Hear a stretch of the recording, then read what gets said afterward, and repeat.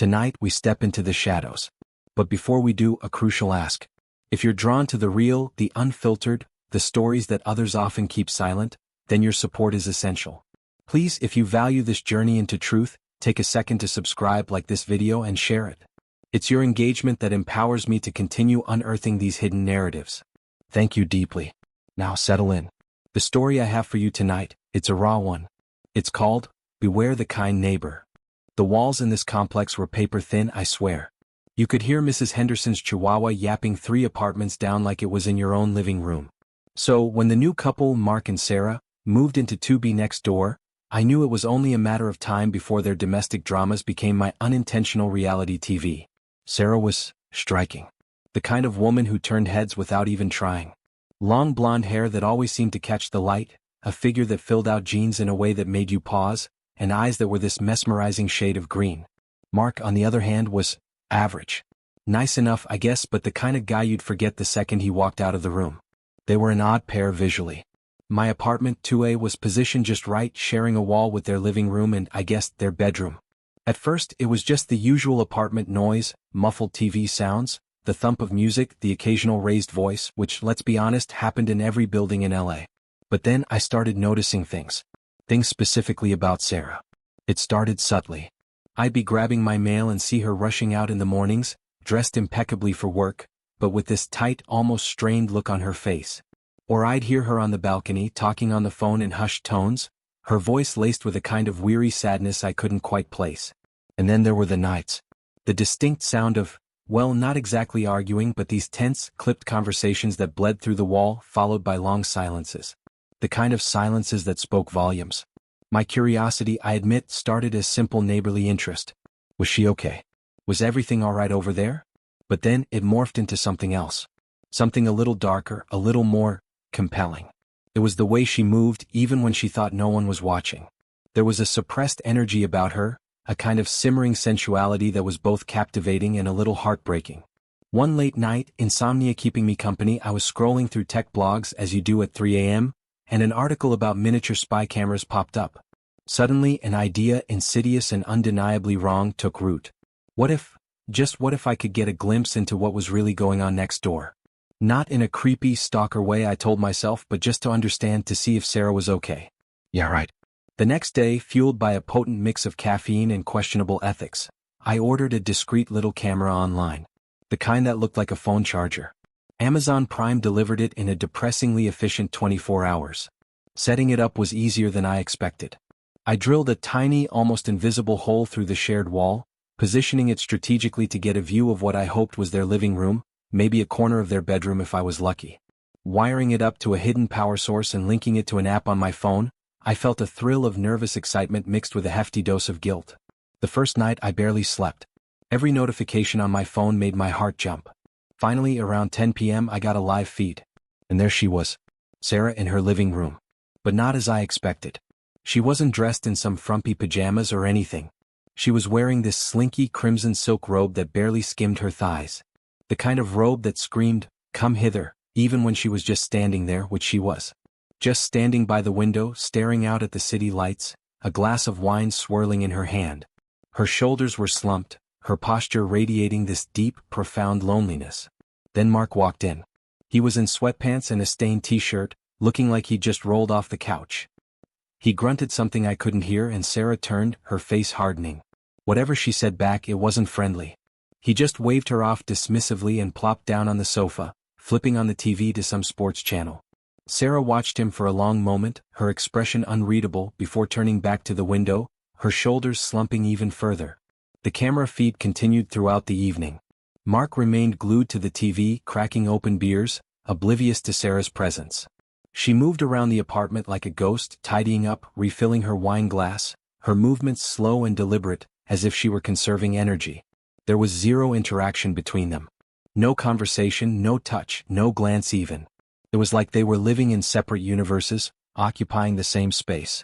Later, as the night deepened, Sarah disappeared into what I assumed was their bedroom. A few minutes later, the lights went out in the living room, leaving only the soft glow of the city filtering through their blinds. The camera, thankfully, had decent night vision. I watched, my heart pounding in my chest, as the bedroom door creaked open and Sarah reappeared, silhouetted against the faint light. But now the robe was gone. She was standing there, completely naked. My breath hitched. She was even more stunning than I'd imagined. Her body was toned and smooth, curves in all the right places, skin gleaming in the dim light.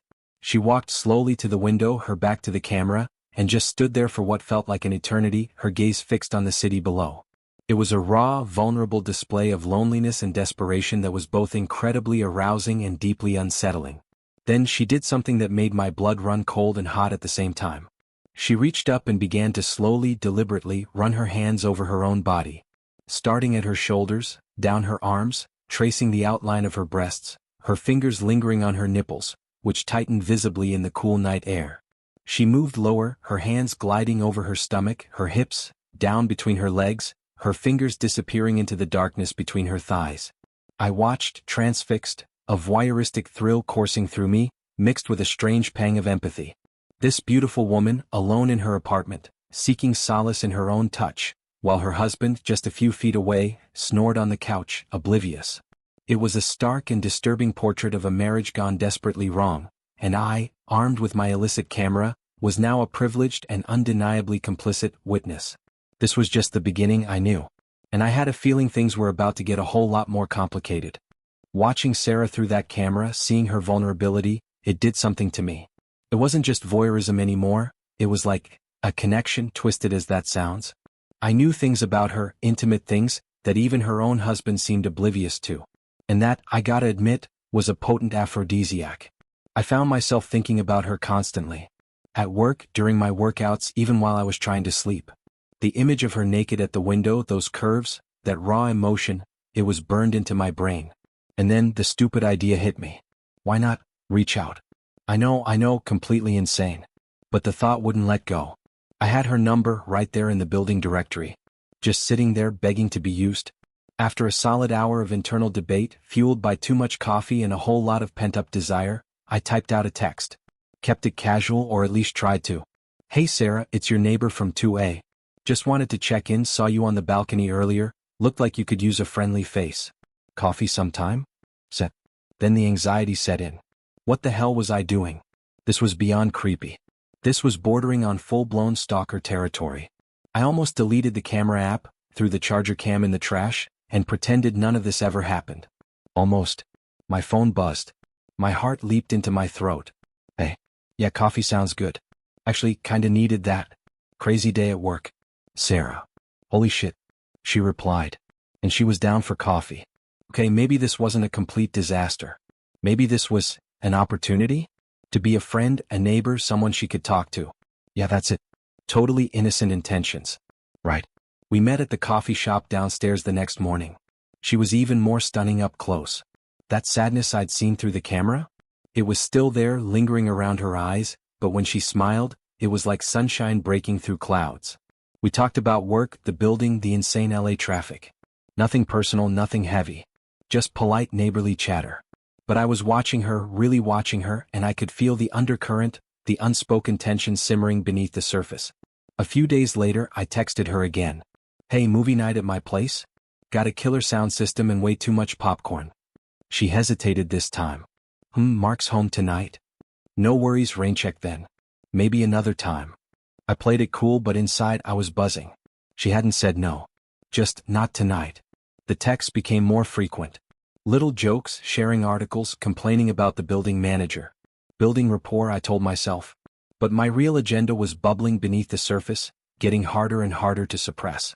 One evening, after a particularly tense episode of muffled arguing from their apartment, caught on audio by my super spy charger naturally, I texted her. Rough night next door? Sounded like things were getting heated. Her reply was almost instant. Ugh, you heard that? Sorry if it was loud. Mark's just being Mark. Everything okay? I typed, feigning concern. But what I really wanted to ask was, are you happy? Are you getting what you need? Define okay, she texted back with a wry emoji. And that was it. The door was open. Just a crack, but enough. I took a deep breath and typed something I knew was crossing a line, but I couldn't stop myself. You know, if you ever need to vent or just escape for a while, my couch is always comfy. And I make a mean margarita. Silence. A long, agonizing silence. I stared at my phone, convinced I'd blown it. That I'd come on too strong too soon. That she'd block me, report me to the building manager, maybe even the cops. Then a single word popped up on my screen. Tequila? Okay, game on. She came over later that week. Just for drinks, she said. Just to talk, she said. But the air in my apartment was thick with unspoken desires from the moment she walked in. She was wearing jeans and a tank top, casual, but somehow even sexier than the silk robe I'd seen on camera. We talked for a while, surface-level stuff at first, but the margaritas were strong, and the conversation started to drift. She started talking about Mark, about their marriage, about how distant they'd become. About how he never seemed to see her anymore, really see her. About how lonely she felt even when he was right there next to her. Her voice was low and husky, laced with a vulnerability that was incredibly alluring. And then, emboldened by tequila and a growing sense of recklessness, I sent her a text. Right in front of her. You know, you look amazing tonight. She glanced at her phone, a faint blush rising on her cheeks. Thanks, she mumbled, looking down at her drink. I followed up with another text. Seriously? That tank top, it's doing things to me. She laughed softly, a nervous, breathy sound. You're such a flirt. Only with you, I texted back instantly. And only because you're so damn distracting. She looked up at me then, her green eyes locking onto mine. There was a flicker of something there, something hot and dangerous and undeniably mutual. The air crackled between us. You know, she said, her voice barely a whisper, you're not so bad yourself. And then she reached out and took my hand. Just a light touch, fingers brushing against mine, but it was enough. It was an invitation. A silent agreement to step over the line. And I knew, with a thrill of both excitement and trepidation, that things were about to get very, very interesting. And very, very complicated. But in that moment, staring into those green eyes, I didn't care about the complications. All I cared about was Sarah. And the unspoken promise hanging heavy in the air between us. Okay, so Sarah took my hand. Simple gesture, but it felt like a damn electric shock. The tequila was definitely talking, but so was something deeper, something more primal. We finished our margaritas in a charged silence, the air thick enough to cut with a knife. Every glance, every accidental brush of our legs under the coffee table, felt loaded with unspoken meaning. When she finally spoke, her voice was low and husky, almost a purr. Another drink? She asked, but it was less a question and more a suggestion. Or, I said, leaning in closer, my voice dropping to match hers, we could skip the drinks and get straight to the point. Her green eyes widened slightly, a flicker of surprise, maybe a hint of apprehension, but definitely no protest. And what exactly is the point? She asked, her voice laced with playful challenge. You know, I said, my thumb tracing circles on the back of her hand, the point where we stop pretending we're just neighbors. That. She didn't answer, just held my gaze, her lips parting slightly. The silence stretched, thick with anticipation. Then, slowly, deliberately, she nodded. Just a tiny movement, almost imperceptible, but it was all the confirmation I needed. We didn't say another word. We just stood up, hands still intertwined, and walked towards my bedroom. The walk felt like slow motion, every step heavy with the weight of unspoken desires about to be unleashed. Once inside, I closed the door, the click echoing in the suddenly smaller space. I turned to face her, and for a moment we just stood there, breathing each other in. Her eyes were dark, pupils dilated, reflecting the dim light of the room. She was radiating a nervous energy, a mixture of excitement and maybe a little fear, but underneath it all, I saw a raw hunger, a desperate need that mirrored my own. Sarah, I breathed, my voice rough with desire. Her name felt like a prayer on my lips. She reached up, her fingers tracing the line of my jaw, sending shivers down my spine. Don't say anything, she whispered, her voice trembling slightly. Just show me. And that's exactly what I did. I kissed her. Not a polite, getting-to-know-you kiss. This was a kiss born of weeks of pent-up lust, of forbidden fantasies, of stolen glances and whispered texts. It was hungry, demanding, desperate. Her lips were soft, surprisingly so, but they opened under mine, inviting me in, welcoming the invasion. Her taste was intoxicating, sweet and slightly smoky from the tequila. Her hands went to my hair, gripping tight, pulling me closer as if she wanted to merge our bodies into one. I deepened the kiss, my tongue tangling with hers, exploring every corner of her mouth, tasting her desire. She moaned softly, a low, guttural sound that vibrated through my chest, fueling the fire that was already raging within me. We kissed like that for what felt like forever, bodies pressed together, limbs tangled, breath mingling.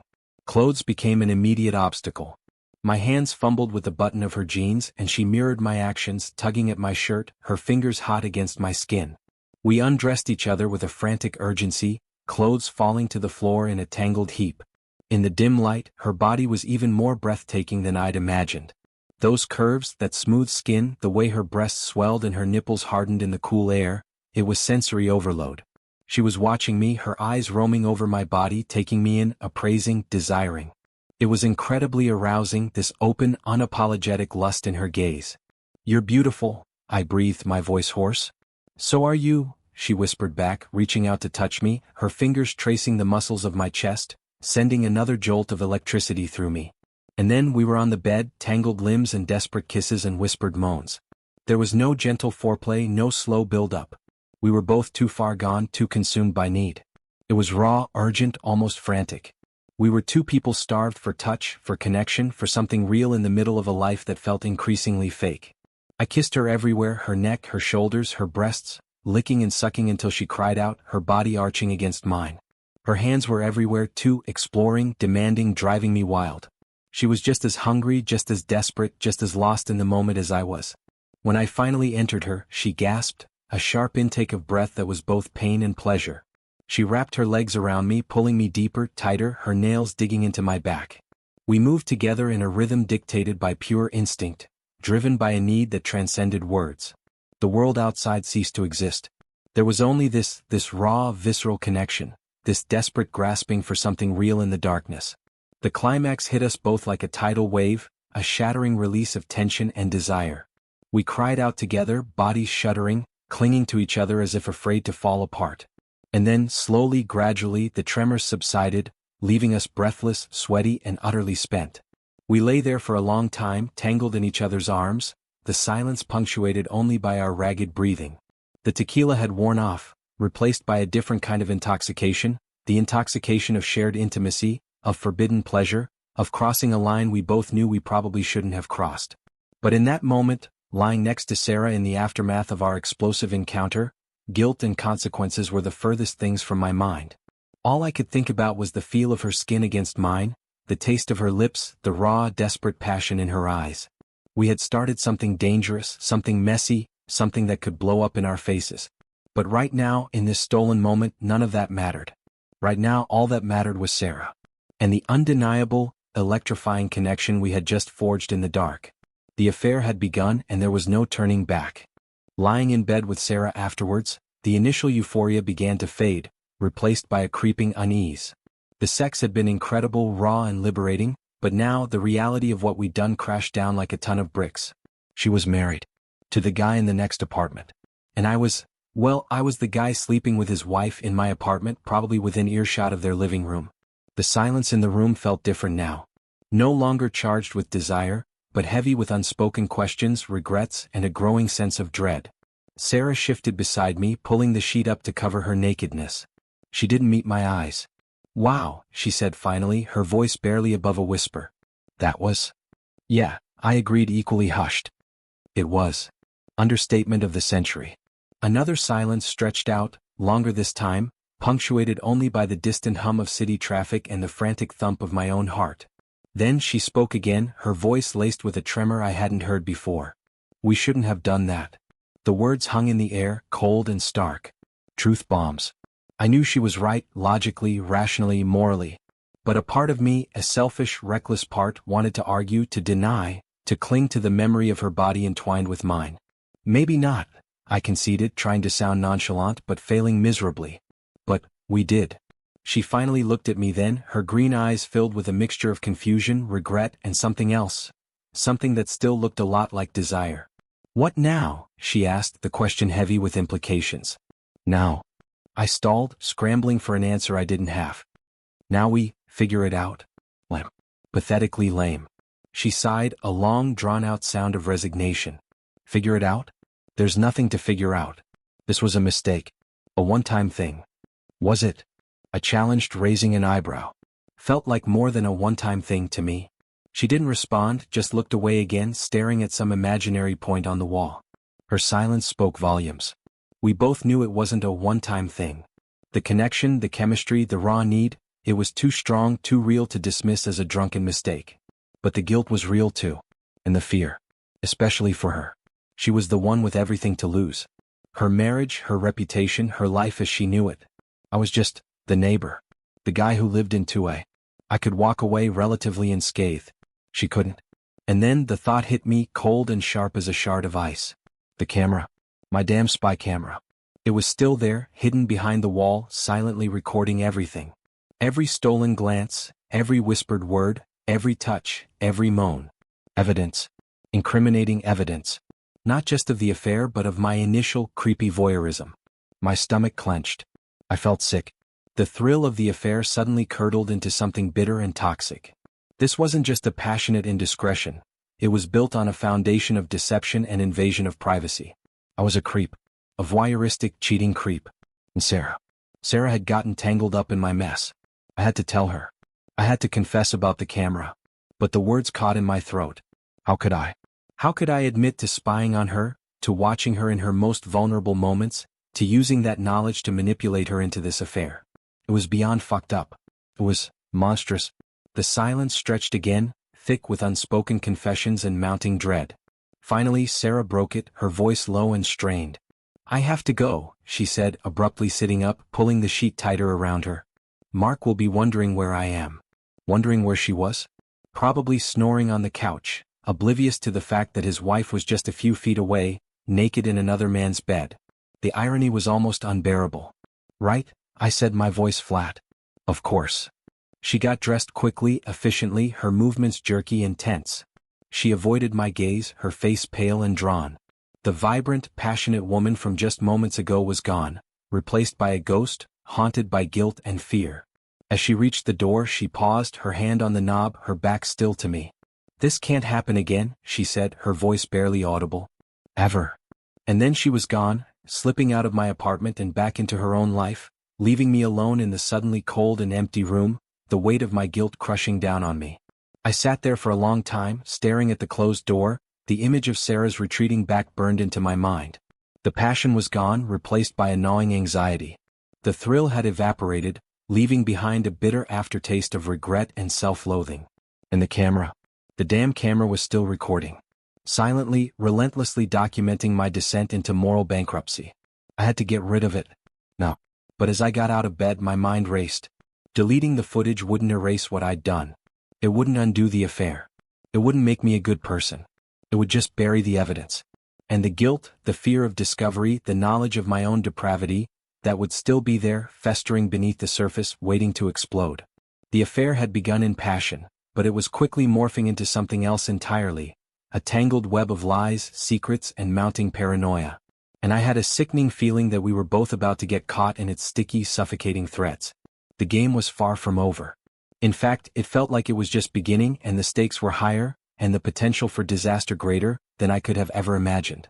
The guilt after Sarah left was a living, breathing thing, suffocating me in my own apartment. The camera. God, the camera. It felt like a physical weight in my chest. I knew I had to destroy the footage to erase that part of my life, but even deleting digital files wouldn't scrub away the stain on my conscience. I spent the next few days in a haze of self-loathing and paranoia. Every creak of the floorboards, every distant siren, sounded like the police coming to arrest me for what exactly? Voyeurism? Contributing to the breakdown of a marriage? Being a general creep? All of the above. I knew I couldn't keep living like this. And I knew deep down that the affair, as intoxicating as it had been, had to end. Not just for Sarah's sake but for my own.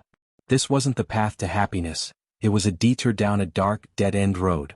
Finally, I texted Sarah. Can we talk? Coffee again? She replied quickly, surprisingly. Okay. Tomorrow? We met at the same coffee shop, the scene of our first tentative steps into forbidden territory. This time the air between us was different. Heavy, somber, laced with a sense of finality. She looked tired, shadows under her eyes, her usual vibrant energy dimmed. Sarah, I started, my voice low, we need to talk about us. She nodded, avoiding my gaze, stirring her coffee with a spoon, even though she hadn't touched it. I know. This can't continue, I said, the words feeling heavy and clumsy in my mouth. It's not right. It's not fair to you, to Mark, to anyone. She finally looked up, her green eyes meeting mine, and for a moment, I saw a flicker of the passion, the desire that had consumed us. but it was quickly replaced by a weariness, a deep sadness. "I know," she repeated, her voice barely audible. "You're right. Was a fantasy. A beautiful, fucked up fantasy. But it's not real life." "It felt real," I countered, the words slipping out before I could stop them. She managed a sad smile. "Yeah. Too real. That's the problem." We talked for a long time that morning, not about the sex, not about the stolen moments, but about the reality of our lives, the mess we'd created, and the need to untangle ourselves before it got even worse. It was a painful conversation, filled with unspoken regrets and a lingering sadness for what could have been, or maybe what we just imagined could have been. I didn't tell her about the camera. I couldn't bring myself to confess that final, devastating piece of the puzzle. Felt like too much, too cruel. I decided to carry that burden alone. Instead, I focused on ending things cleanly as possible given the circumstances. We agreed to stop. No more texts, no more secret meetings, no more stolen moments of passion. Just neighbors, living in adjacent apartments, pretending it never happened. It was a lie, of course, but sometimes, lies are necessary for survival. Leaving the coffee shop that day felt like walking away from a burning building. Relief mixed with a profound sense of loss. I went back to my apartment, finally unplugged the camera, and deleted the app from my phone. Then I took the charger cam, walked to the dumpster behind the building, and threw it away. It felt symbolic, like discarding a part of myself I didn't want to be anymore. Life in the apartment complex went back to a semblance of normal, at least on the surface.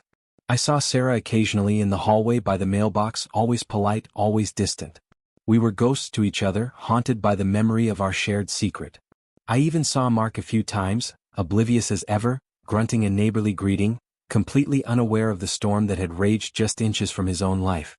The guilt lingered, but it started to fade, replaced by a different kind of feeling, a quiet resolve. I realized I needed a fresh start, a clean break from this place, from these memories. So, I put my apartment up for rent, packed my bags, and decided to move back home.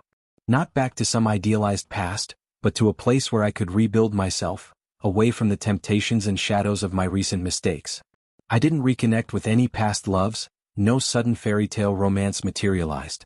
My happy ending wasn't about finding another woman, but about finding myself again. About learning from my mistakes, about becoming a better person. I focused on my work, reconnected with old friends, spent time with family. Slowly, gradually, the darkness started to lift. Years passed. I heard through the grapevine that Sarah and Mark had eventually moved out of the apartment complex, relocated to another state, somewhere quieter, more suburban.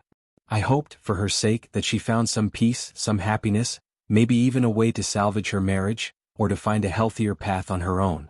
Sometimes, late at night, the memory of Sarah would flicker in my mind, a ghost of green eyes and whispered moans. But it was no longer a source of torment, but a reminder. A reminder of the destructive power of desire, the messy complexities of human relationships, and the importance of choosing the right path, even when the wrong one feels so much more tempting. My story wasn't a fairy tale, and it wasn't a complete redemption. But it was a step forward. A move towards a life less haunted, less complicated, and maybe, just maybe, a little bit happier. And in the messy reality of life, sometimes, that's the best kind of happy ending you can hope for. That was tonight's story. Let it resonate. These are not just fictions. They are fragments of reality, pieced together and shared.